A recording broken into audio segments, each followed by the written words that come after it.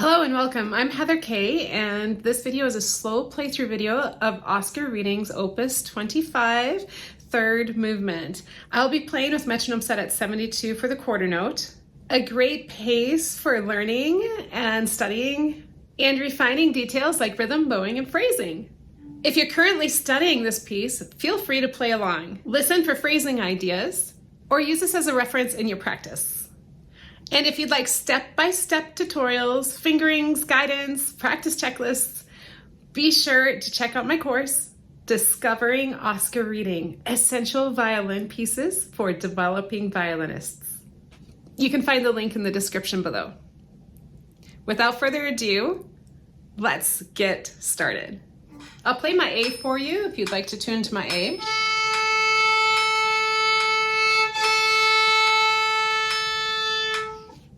Let's take a couple of breaths and let's get the beat into our bodies. And let's go for it. I'll count off for us to get started, okay? 1, 2, 1, 2.